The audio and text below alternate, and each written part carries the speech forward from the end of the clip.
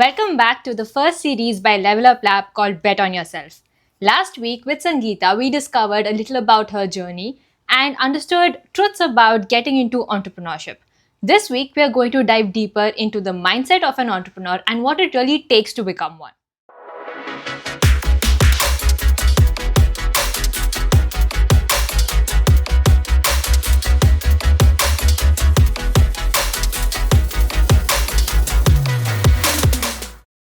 So, welcome back, Sangeeta. Thank you.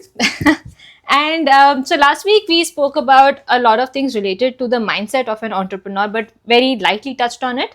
This week we want to go a little deeper into that and understand what is it that it exactly takes to be an entrepreneur. And I was going through your book just before preparing the questions, and I noticed something about leveraging in the first bit. And it reminded me of an event that I'd attended. In the event, the speaker spoke about when we are beginning a business, not every entrepreneur is an innovator, an inventor, someone who's created a product or device or service. But these people have access, they create their access and they leverage their access. But this does not come naturally to everybody. It comes naturally to some, and some really need to work on it. So, firstly, does it take certain personality traits to be an entrepreneur? Can anyone be one, or is it specific to a certain type of people? Yeah, it's a debate I think I've had one too many times about entrepreneurship. I believe anybody can be an entrepreneur. Okay. But I do believe it takes certain skill sets and traits to be a good entrepreneur.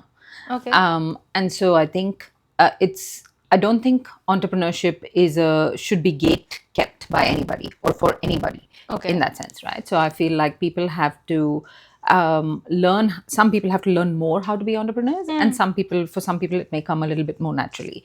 But can anybody be an entrepreneur? Yes. But the journey is very different for different people. Okay. That's it, right? So for some people, for example, you hear a lot about people who've become entrepreneurs in their 50s and their 60s, whereas some people you see in their early 20s or even in their teens, have this entrepreneurial drive and want to do things. So it just takes different skill sets to get to there.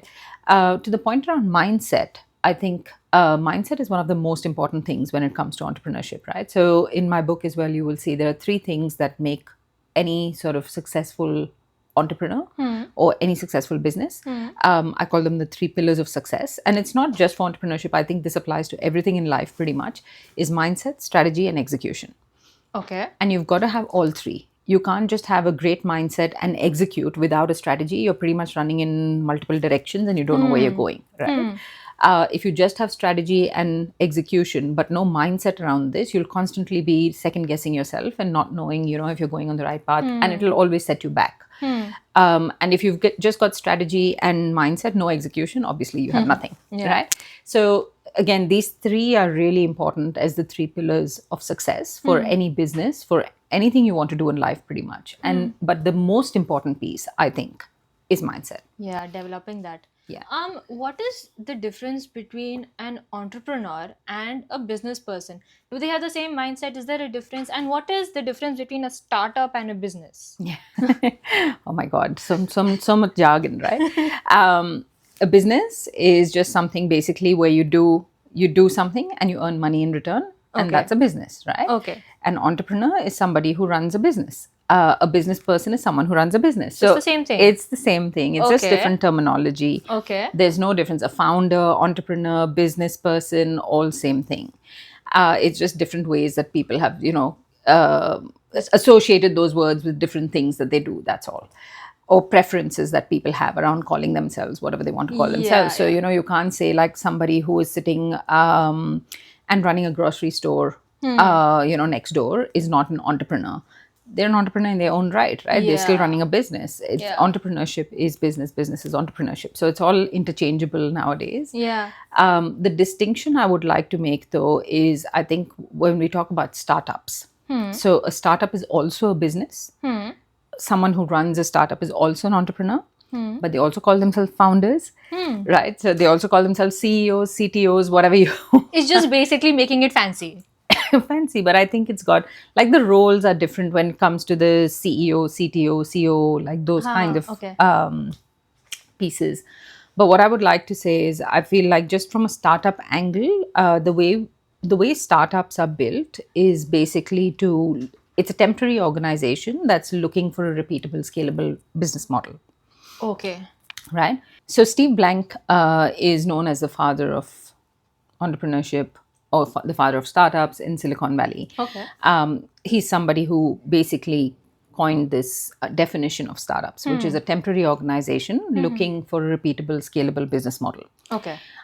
What that means is that you're basically set up because you're looking to disrupt things, or you're looking to sort of change things in a certain industry, but you're also looking to do it very rapidly. Oh. And usually you're looking to do it from using technology, right? Okay. Usually that's when you would say I'm a startup, is when you're looking at technology. Okay. Are non-technology businesses also calling themselves startups nowadays? Sure, they are, right? But technology can be anything. Like manufacturing is technology, right? So if you've got an element of manufacturing in the business, that's also, people call themselves a startup. So I think don't get worried too much about the terminology you're using. I think at the end of the day, what you're trying to do is create value for your customers, and you're trying to make sure that you capture the same value for your business. So when we talk about business as a whole, and this applies to a business, to a startup, to anybody, right? You're creating value, you're delivering the value to your customer, and then you're capturing the value for your business. So when we say creating value, are you creating something that people really want and need today, right? Is there desirability for what you're trying to build in the market? So that is creating value for your customer. When we talk about delivering value, what we mean is that, can you build this thing to deliver to this customer? Okay. Whether it's a product or a service, can you build it? Okay. Right? So the first question is, do they want it? That means, is there value in it? Are you creating value? Do they want it? Then it is, can you build it? That is the feasibility angle. So can I deliver this value to my customer? Yeah. And then we talk about capturing value, and that is called viability. Okay. Which is basically, can you make money from this? So when you're delivering something of value to somebody, you want to then, the exchange of that value to your business is money. Yeah. Right? So you build a product and you deliver that value to your customer, and you create value for them, and in exchange you're taking money. So that's capturing the value for your business. Right. And so that is called viability. And the question you're asking there is, will they pay me for it? Will they pay me for it? Right. So when we are now, if we are a production company, we are creating content. Can we say that our content is our product, and the type of content we put out will be determined by what is desired Correct. by the audience, Absolutely. and then whether people will pay for it. I'm honestly actually at this point very confused about the monetization bit. Yes. Where if we can create the product and we may know what the audience wants, but how do we monetize it and how do we make money out of it? I don't even know. And we'll come to that later, why would someone pay for this kind of content? And do people pay for content, or do they pay for things that come out of the content? Because I heard about this thing on Nikhil Kamat's podcast, where he said, one of the creators there said, there are two ways of building a business. One is you create a product and a service, and then you go to find an audience for it, and you market it, and you sell the product or service. The second is you use content to create an audience already, and then monetize your audience by creating products for them that are related to your content. So I think we are going in the second direction. You can do both, right? And so it depends on what, again, this is why I say often to entrepreneurs or to founders is, what value are you creating? Right? So the other option is for you, for example, with Level Up Labs and the production piece is, can you create content that is valuable to your audience, but then have a second paying customer, which is not the audience, right? The audience is consuming the content, but when people pay you for ads, or they pay you for putting in things, that's another way to monetize it, right? Okay. Or could you potentially have paying clients that are sitting here across the table with you, who are willing to pay to be interviewed by you, so their work is visible to your audience. So there's multiple ways that you can cut the cookie, and so we're not going to go into that just yet, because the step before that is to first understand, who is my audience? And true. What do they need? And are they the paying customer? Or is there a different paying customer? Because there could be a different paying customer And so you have the audience is separate from the paying customer, and that can also be the case. Oh, Because today, okay. if there are 1 million people watching you, yeah. You may not want to monetize with them because for them the content is free. Yeah. So who are you monetizing it from? Who's the customer? So the concept here is user versus customer, right? Who's using your product and who's actually paying for your product, and they could be different. I noticed something that on the internet, especially now, authenticity is being valued most. So many a times when people are using, say, suppose the customer that is paying for the content is different, it comes off as paid ads or paid promotions. And that in that way, the content loses credibility, I feel, or it loses its authenticity. And for the audience, a BS detector goes off. They're like, okay, is this real or is she just marketing it? Sure. So we might have to twist that or like be very careful about that angle. But yeah, definitely we can. But before we go into that area, to set the ground, set the base right, I want to first understand what is it that needs to be rewired in my brain or an entrepreneur's brain for someone who's coming from an employee side. Like I at the moment am an employee, but heading into this journey I might have certain traits that do help me in this area where I'm like, if there's a challenge it's better, I mean I'm more charged if there's a challenge, these kind of things. But are there some things that an employee needs to unlearn and rewire their brain towards to jump into entrepreneurship? Yeah, 100%. I came from being an employee for the Yeah. longest time and then jumping into entrepreneurship, right? So I think it's a funny story, but one of the jobs, I was shifting jobs from one job to another, and I won't tell you which ones, but I was just shifting jobs from one to another. And somebody once told me, one of the directors in my previous job, before I jumped to this next one, was saying to me, like they were trying to retain me, so they didn't want me to leave, obviously. And so I was like, it was a very interesting conversation. And he said to me, he said, I said, you know what, maybe I go there and I don't like it and maybe I come back, but I want to try. Like, this is a great opportunity I'm getting in this next other firm and I want to go. And he said to me, he said, you will not come back. And I said, why? And he said, because they will institutionalize you. Oh, right? okay. So that word has sort of stuck with me since, Yeah. because I feel like, when you go into these institutions or Yeah. corporates and you work with them, there is a conditioning of mindset that happens, because obviously, they want you to work in a certain way and the culture in the company sort of gets you to, you've got to sort of set yourself back into the culture, and you, like, with different sort of companies, it's different cultures. So every time you shift a company, you sort of adopt that culture of that company, right? And so in a way, that word institutionalized stayed with me, because I feel like, as an employee, we get institutionalized, our brains get institutionalized to certain ways of working and certain ways of thinking and certain ways of doing things. Whereas in entrepreneurship, it's completely different, right? So if I was to give you an example, I would say, okay, with a job, you've got a role to play. Right? So it's very role based. Okay, this is my role. These are my responsibilities. As an entrepreneur, and especially one that is starting out really right from the start, you do everything. So when I turned from an employee to an entrepreneur, I had to pretty much learn how to do building a website, doing ads on Facebook and on Instagram. I needed to learn how to authentically create such content and put it out there, learn how to do video editing. So these sort of things were not in my wheelhouse before, but I had to learn these things, right? So you end up becoming chief of everything in your business. You're pretty much doing marketing, you're doing the building of the product and service, you're doing the customer side of things, you're doing the HR side of things, managing people, building a team, finances. You may be really terrible at numbers, and you didn't have to do that in your job, because you were, let's say you were in a people side of the business or HR or something like that. So finances was not something that you needed to keep up with.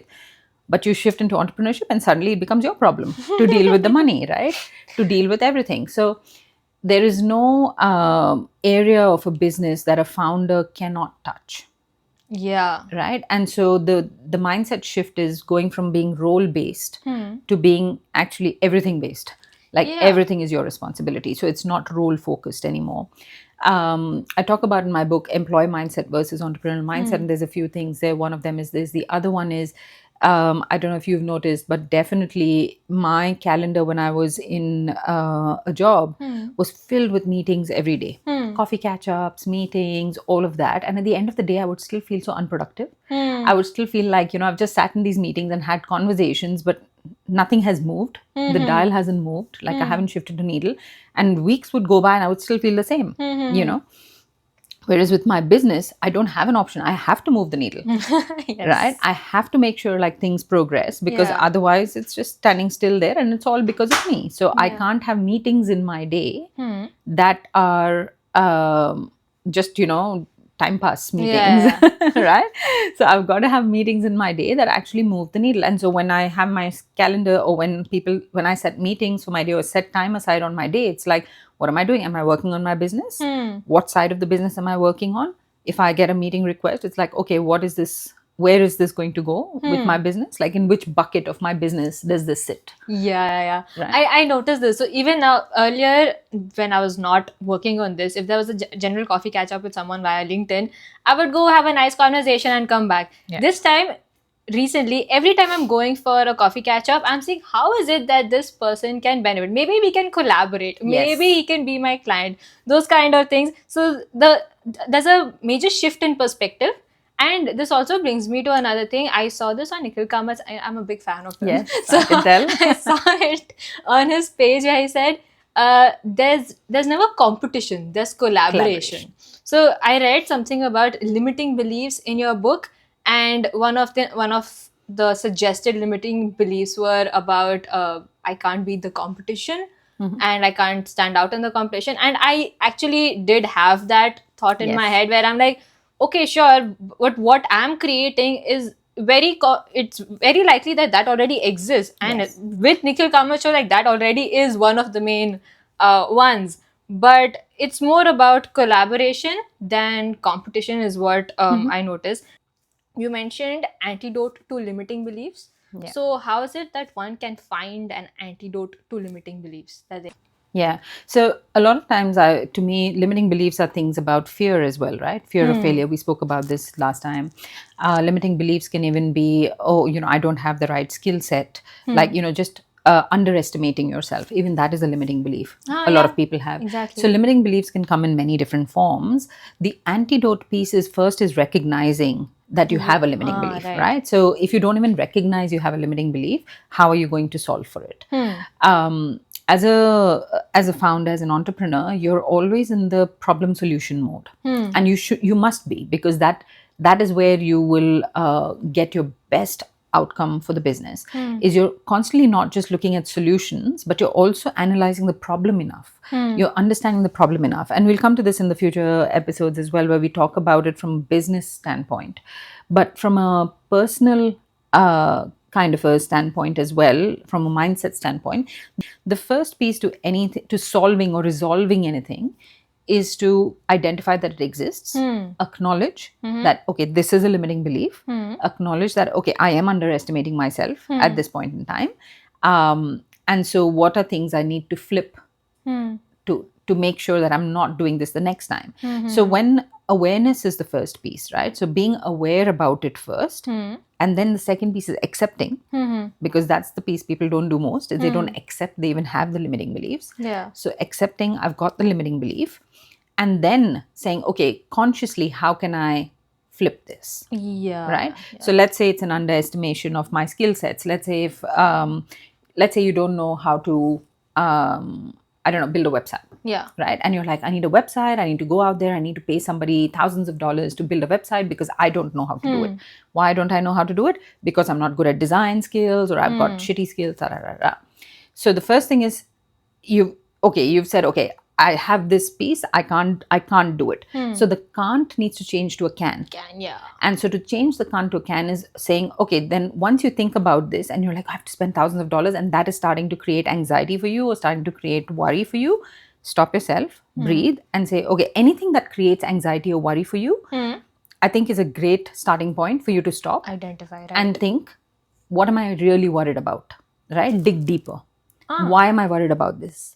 And ask yourself, I don't know if you know this technique, but it's called the 5 whys. The credit goes to Toyota in Japan. And basically what they do is they from manufacturing perspective, if something goes wrong in their manufacturing in a project or anything, they sit down as a team and they ask the question why. And then when someone can answer that question, they ask why again, and they ask why again, and so they dig deeper into the reason. So they go straight to the root cause of the reason, right?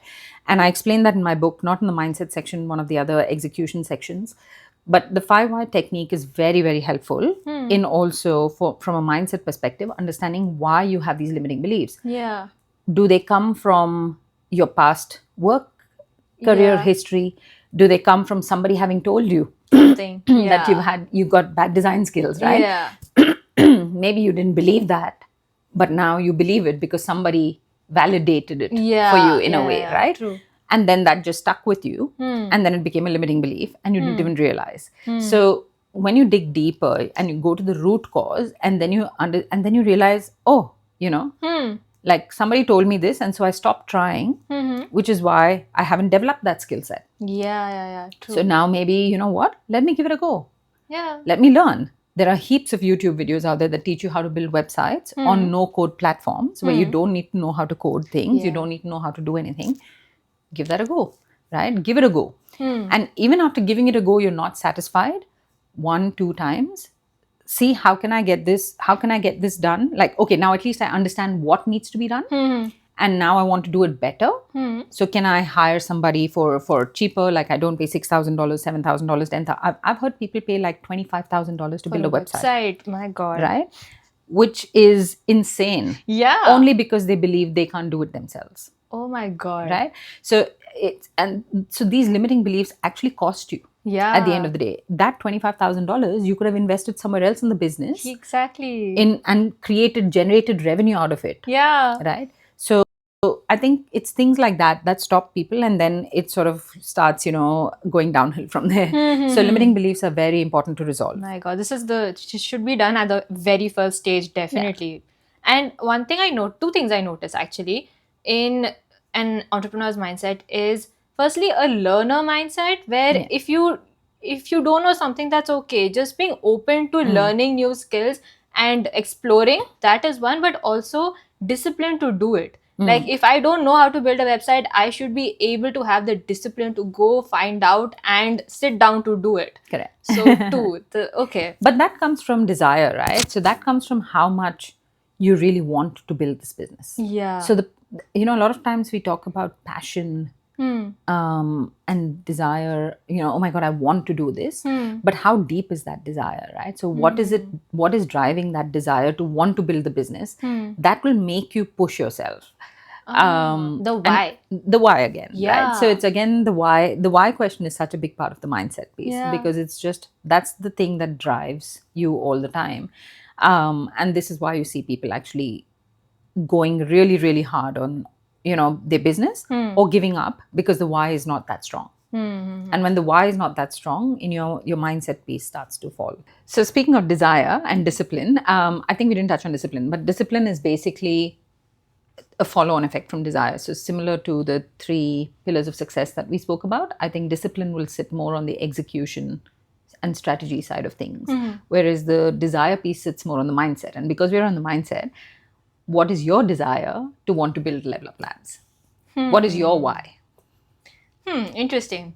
So, okay, this is a little difficult to answer, but in the initial few years when I came to Australia, I had a very difficult time finding people who matched my frequency. Now, sure, friends, there are many. We find a lot of people in university, but finding the kind of people who match my frequency in terms of people who are curious, thinkers and learners, who value conversations and are driven to become the best version of themselves.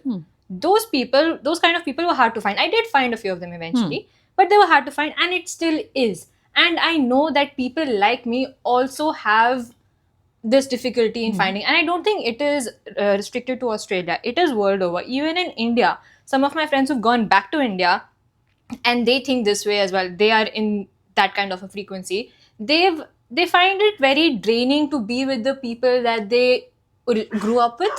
They find it very draining to be among people who do not fuel their fire and who are not exactly contributing to their intellect or their becoming the best version of themselves. And interestingly, I think I've also attracted that kind of a team.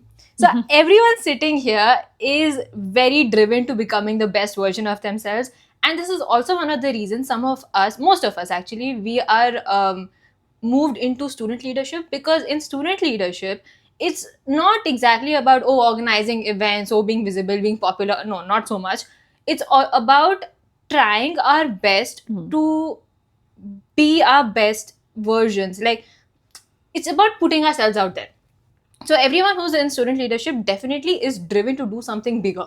So that's why we kind of drifted in that area. That's why those kind of people came together. So my purpose with Level Up Lab is to use it as a platform to bring these kind of people together. That's why even on Instagram, I haven't put it as a business, I've put it as a community. So a community of people who are curious thinkers and learners driven to become the best version of themselves. And usually these people are crazy about conversations and the value of conversations. So, okay, interesting. Let's see how that changes over time, because it's great that you have this curiosity mindset and you want to bring these people together in a community base. But one of the things that you have to think about desire is what we were speaking about a little bit before is, why will that desire still keep you in business? Right. And so why will that get you to wake up every day, work extra hard and, deliver on an outcome? And what is that outcome or what is the impact that is going to create? So usually a lot of people are driven by the impact, right? So you're thinking about and every day when you wake up, it's the impact that is driving you, the outcome that you can envision, that you can see, right?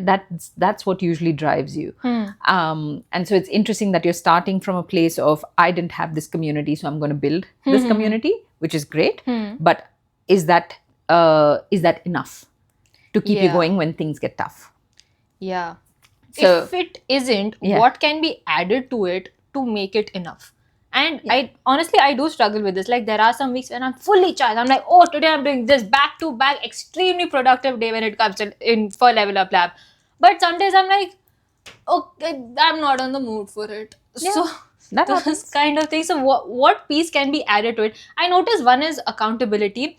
Like, when I am accountable to my team, that okay, I'm supposed to finish this by this deadline, you're supposed to finish this by that deadline, and the work needs to come together to be put out. Accountability works for me. But apart from that, what else? Yeah, I think accountability is a big part of it. But the one thing I think I want to put out there, and this is also a common sort of myth amongst founders, is that you have to be productive every day. No, you don't. You don't have to. So to your point that you were making before, some days you just feel like, you know what, I can't deal with this today. And that's totally fine, because that happens and you have to allow that to happen. So what I was saying before, you have to accept, right? Acceptance is such a big part of the whole process. You have to accept that, there are going to be days where you're not going to be 100% and you're not going to be able to give 100% to your business. It happens in your daily lives. Like, you've grown up, how old are you? 25. In the 25 years of your life, you can definitely think of instances where you've not been 100% even towards other things, maybe towards your friends, towards your family, towards your studies, towards things like that as well, towards your job. There are days when you just don't feel like you want to do anything, and that will happen with your business also. So it's the expectation that you have of yourself, that I need to be 100% productive on my business every time I'm working on my business, is a bit of a myth that people have. Like, oh my God, I have to just keep working hard. So don't expect yourself to be, the expectation that you set on yourself as a founder is often sometimes also the reason for burnout. You don't want to burn out, right? You want to sustain. The best thing you can do for your business is sustain. And sustain does not mean a flat line every day or running at peak every day. It means ups and downs. It means understanding that certain days you're not at your creative best. Some days you're not at your conversational best. So you can't talking with the team, like even doing a meeting with the team sometimes feels like, oh my God, this is like, I can't do this today. and that's totally fine, but communicating that with the team is really important. Yeah. So managing through those periods is important, but recognizing that it's okay if that happens, and there will be days where you will be running at 200%, and that's okay too, right? Yeah. The reason I say that is because a lot of people want to rush to build something, Yeah. but again, build for longevity. Don't build for the short term, build for the long term, right? And building for the long term means learning to manage your own energy, learning to manage, and this falls into the mindset piece very nicely, because I think for a lot of people, the mindset around, I'm hustling, right? It's a side hustle, or it's a business that I want to do. I'm hustling. I have to hustle. Yeah. No, you don't. Yes, you do. You have to have the mindset of a hustler. Yeah. But you have to understand that your body and your mind have limitations. They need to sleep. Your body needs to sleep. Yeah. Your brain needs to sleep. Yeah. To recharge. You need to be able to have days where you can have creativity. And if you're running on high creative power for 3 days on end, guess what? Fourth day you will crash. The creativity will not happen, right? And so allowing your brain to recharge for creativity is something that you need to know how to do, because your brain is not going to know how to do that. Yeah. But you need to learn to do that. So, it's perfectly fine for founders to take little breaks. Yeah. Right? To have little times where you're feeling like, okay, I'm not feeling my best today, and that's okay. And this is where the why is really important. This is where then, again, waking up the next day, let's say 2 days, you've just been like, you know what, I'm just going to Netflix and chill. Yeah. I can't be bothered about, working today. And then, but the third day, getting up and then again getting back at it, the why is what gets you to do that. The desire, the impact you're creating, or whatever it is that is motivating you or holding you accountable. Yeah. Because it's not just your team, you have to be accountable to it as well. But that will keep you going. The other thing also is, you might be doing that really well, and like 3 years out, the desire might fizzle out. Yeah, exactly. What to do then? It's okay. It fizzled out, right? I feel like, again, I don't feel like entrepreneurs need to be like, okay, you know what, I don't have a desire to do this anymore, but I still have to keep going. Yeah. That is, the one thing I say to founders all the time is, the biggest asset in your business is you. It is not your product, it's not your service, it's not your team, it's not anything else. It's you. Okay. As a founder, if you are not in the best of health, both mindset and physical and emotional health, all of those pieces, your business will not thrive. Your business is a reflection of you. But momentum falls, no, in that case. How do you mean? Like, if we are doing really well, suppose for a year, Yeah. and suddenly the drive fizzles out, and we say, okay, we can take a break. Suppose 6 months or 2 months, we take a break. Momentum is lost. Now, if you're doing something like a media platform, their cadence is very essential. So if my content is not being released on a regular basis, momentum falls, audience engagement falls, everything crashes. Like, that kind of scares me, because there are some days when I do feel like, okay, I don't feel like doing anything today. And my mom kind of says, oh, that sounds like you every day. But no, it's not. She does not know the whole story. But on those days, like, there's a vision that I feel like every entrepreneur or everyone who's starting something of their own, they have a vision of the future. This is what I want things to look like. So on days that I don't feel my best, that vision seems to blur and it seems to go further away. And I feel like if I do not keep up the pace, I might not achieve that in the timeline that I've set for it. Sure. So first thing is, this is why you have teams. Yeah. Right? So even if you're not feeling the best, Yeah. the team steps up, because the team may not be feeling the same way. Right? Right. They could have things that they're happy to work on while you are recharging, and that's okay. And I think having those open conversations with the team is the best thing you can do. We're going into team building and other things now. Yeah. But this is a real part of business, is having a team. And this is why solo founders and things like that are often burnt out, because they tend to take too much on their own backs. Not having a team is the biggest mistake you can make for your business, right? Because what you want to do is the business starts taking a life of its own. Yeah. So in the very early days, the business is a reflection of you and a mirror of you. But then as the business grows and as a team comes around the business, they share a vision, they share the outcomes that they want to achieve together. It's a shared outcome that you're achieving, right? Then you as a founder, if you need to step back a little and let the team lead for some time, allow for that, right? understanding that everyone has a different role to play. The role you play and the role others play in the team are quite different. But if your role was not played for a couple of days, will the business still survive? Will the business still go ahead? Will the outputs to the commitments you have to your customers still be fulfilled? That's really where you need to, that's how you need to think about when you're setting up your team. It can't be all attached to you. Yeah. And this is why what you'll see is even when startups start as an idea, the idea is the founder, and the founder gets so attached to the idea. But eventually, as you start bringing investors on board, you start bringing other people on board, the team comes on board. Often the founders don't end up being CEOs, or they may be CEOs of the business for a while, and then they take a back seat. They become one of the board directors, and they bring in another CEO to execute, because the business starts taking a life of its own, and it has its own life cycle. So you're spinning something out from desire and from vision and passion, but you also have to be mature enough to let it go and build and keep creating value in the world, even if you are no longer associated with it. Letting go of that control, I think, is the hardest thing. It is. I was listening to a podcast by Lily Singh, and Lily Singh, I don't know if you know her, but she started her YouTube career as Superwoman. And she said that in the beginning, she would shoot her videos, edit her videos, do everything by herself. That's kind of what I did also, where in the first episode I did on healthy masculinity, I just found the concept so interesting that I wanted to do the video. And then I went and pulled all strings I could in RMIT, and then someone set it up, did the editing by myself, all of that.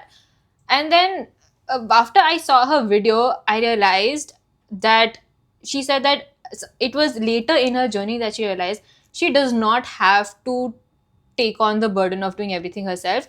Also, someone may be able to do it better than her. Someone could edit 100%. better than her. Someone can shoot better than her. Yeah. So letting go of the control is not should not be scary, but more empowering, that okay, my business can grow even better if I let go of control. Yeah. And you mentioned keep being charged, or like kind of giving yourself the boost. I also read something about a board of directors, personal board of directors in your book. Yeah. Can you explain that bit? What is a personal board of directors, and how can they keep us charged for longer in our journey? Yeah, I think this is something that I really recommend a lot of founders to do very early in the business, and also like throughout your business journey, because obviously even your role as the founder in the business changes quite a bit as the business starts taking life of its own. But I call this a personal board of directors. You can call it a support group or whatever you want to call it. But throughout your journey, you've built relationships with multiple people, but there are a few people who, one, there may be somebody in your network that that can make you laugh at any time. Oh, yeah, I like Right? that. Who is that person? There's somebody in your network that if you're having a foggy day in your head and you're not able to, like, there's a lot of things in your head, but you just need someone like a sounding board that you can talk to, and they can talk sense into you, or they're just there to listen. That's it. They're just a good listener.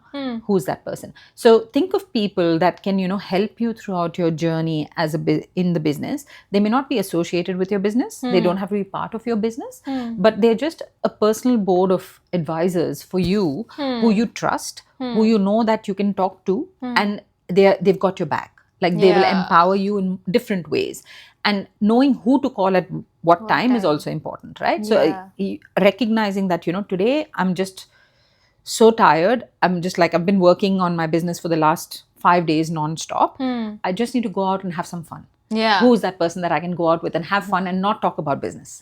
Yeah. Right? Who is that person that can just make me laugh because I'm feeling so sad today? A client rejected me today, right? Oh, I was supposed to sign a big contract with this client, and this client just decided that they don't want to work with me anymore, and all my hopes are shattered. That vision looks like unachievable anymore. Who's the person who can boost me up and give me that kind of a drive again? And maybe I don't need them today, but I need them tomorrow, because tomorrow I want to wake up and still work on my business. But then I don't want this setback to hold me back. Who's that person I can go to? So identifying 4 or 5 people in your life, not just your business, in your life, that can be advisors in a way that you can just call and talk to, and bounce things off, and know that they're going to switch you into this sort of a mindset or that sort of a mindset. Knowing that is real power. So building that kind of a personal advisory board for yourself is what I call your personal board of directors, because if you think of a business or a company, a board of directors exist because they're there to help the business move forward. Yeah. And that's True. exactly what you want. You want a bunch of people that you know can help you move forward. And so who are these people?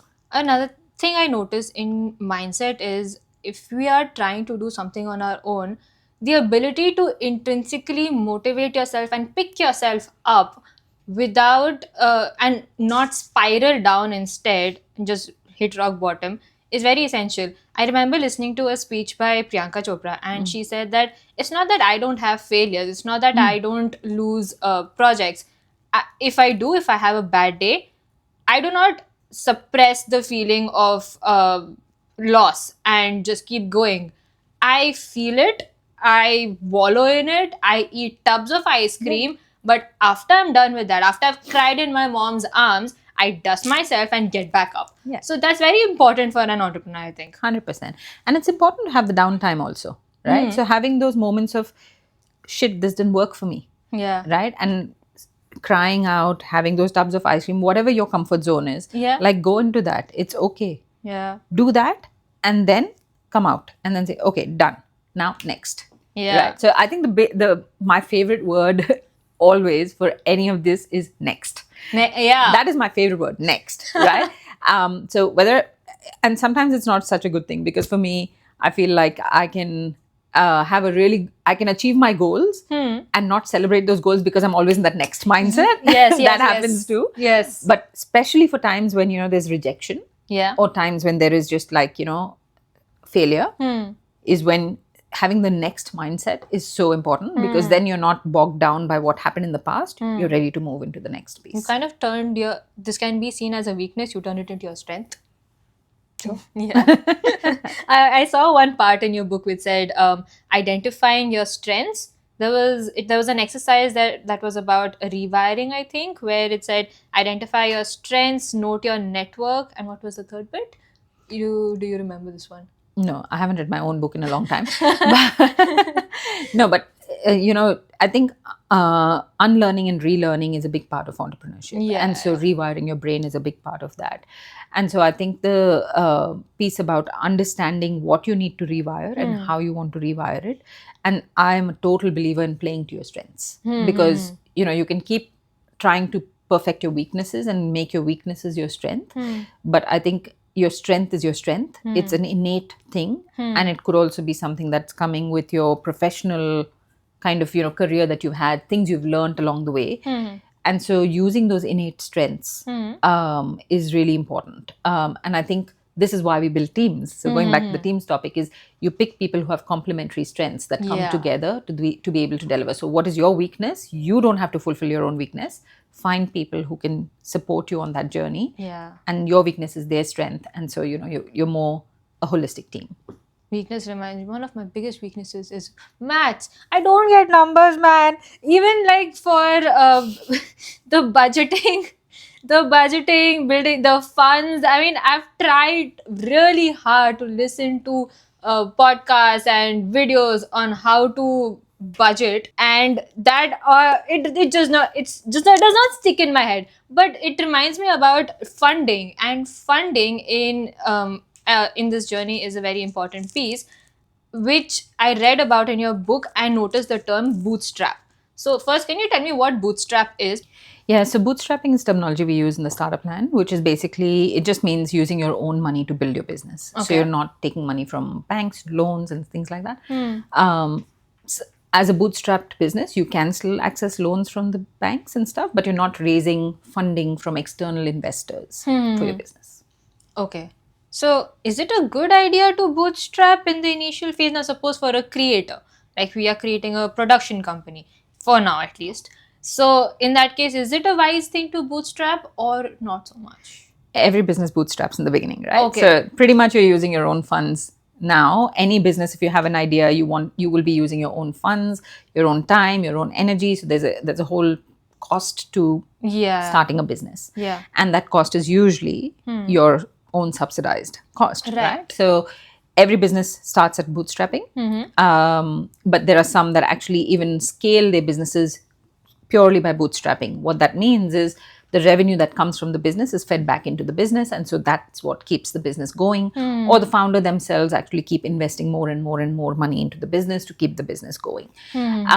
So is it a good idea? I guess you don't have an option, because nobody is going to invest money in something that is an idea. I think in the Silicon Valley many years ago, there was this whole concept of you can write an idea on the back of paper and present it to a few investors and they'll invest in you. Even now we hear these overnight success stories that come out a lot, where you say, oh, this founder just went to an investor with this idea on a piece of paper and they got $10 million or whatever. The reality of that is, who is that founder, right? Have they built businesses before? What's their track record? That's when investors invest in you, because credibility. This credibility built.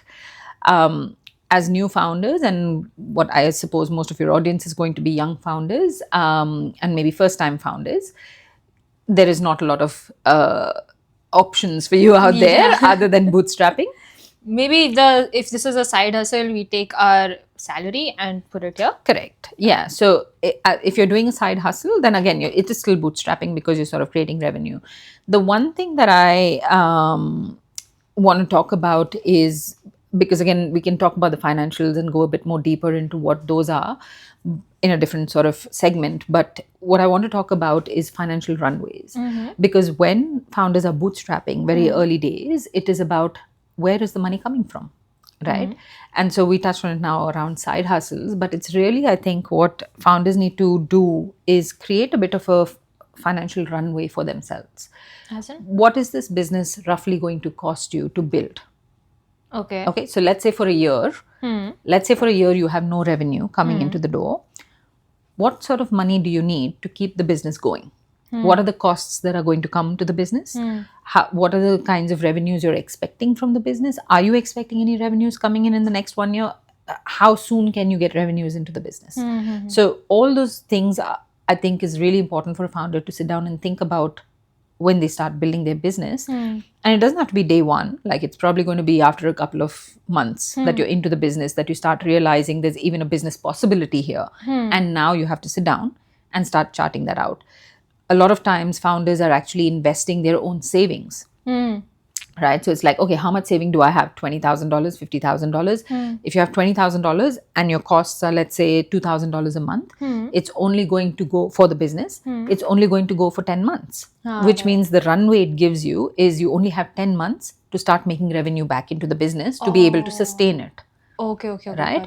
Or you only have those 10 months to go out and raise investment for the business. But what do you need to become an investable business? What product build needs to be there? So educating yourself on all these things is really important as a founder. Is like, because very often the two biggest reasons that are cited for businesses shutting down and businesses failing, the first one is product market fit, which we will talk about, and that's what we will do throughout the series, is help you find that kind of product market fit. Comes in a few years' time, but what we'll help you find is a problem solution fit, which is the first step to product market fit. But product market fit, which basically means is the product that I was building, the market didn't need it. And this is where most businesses fail, because they're building something because they're passionate about the idea, they love the idea, but do you have a market? Do you have people willing to pay for it? Going the other way around. Yes. So that's the piece that, I think there's about 40-50% of businesses that fail there. And the second biggest reason is financial mismanagement. So really not knowing how to manage the finances of their business. And this often leads to people even sinking all their savings into their business and the business failing. And then it's like you're left with nothing, right? You don't have a business and you don't have savings. So being really smart about how you use the money available to you to build your business is important. Whether that money is coming from a full-time job that you're doing and building this out as a side hustle, or whether that is your savings, or whether that is money you borrowed from friends and family to get into the business, all those things you've got to think about and actually plan it out properly before you dive headfirst into the business. So many different moving pieces. I feel like I need something to track everything. This is where project management comes into play. My project management experience. But still, what do you use? Like, do you use any tools to track everything that's going on in Yeah, so obviously you keep getting better at your own finances. That's important. Or, having somebody who can help you manage your finances, friends, family, take help from people that are good at their finances and get them to sort of, strategize with you in terms of how to build this out. There is also a template that's available on my website, which is jumpstartstudio.com.au. So if you go to that website, there is a financial runway calculator template, which is an Excel sheet that I've built, which lets you plug in, and play and see. So let's say if I had 20,000 savings and, I had no income coming in, how long would that last me? What's my runway? If I had $50,000 and I had X expenses, what's my runway going to look like?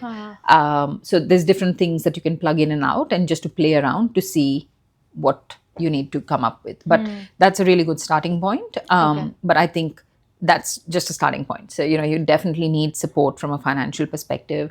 If you're not good at numbers yourself or not good at your own finances, get help.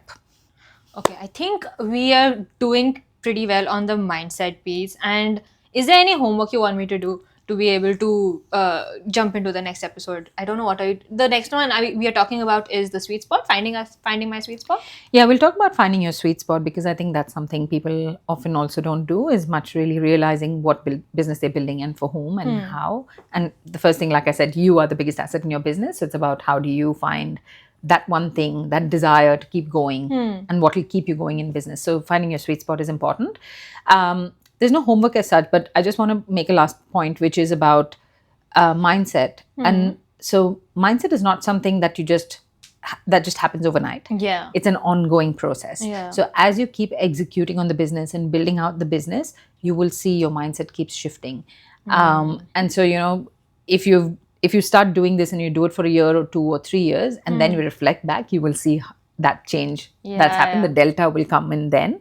But for now, just know this, that, you've got to keep learning new things, and you've got to be open to keep learning and relearning and unlearning and, being fail ready and all these different concepts we touched on. Just be ready to execute on those concepts as well. It's great to hear them, but I think executing them as you're building out your business will be good. Cool. Noted. Okay. Thank you. This is a wrap for today. But next week we'll come back and speak about a lot more, including the sweet spot. And see you next week. See you next week. Thank you.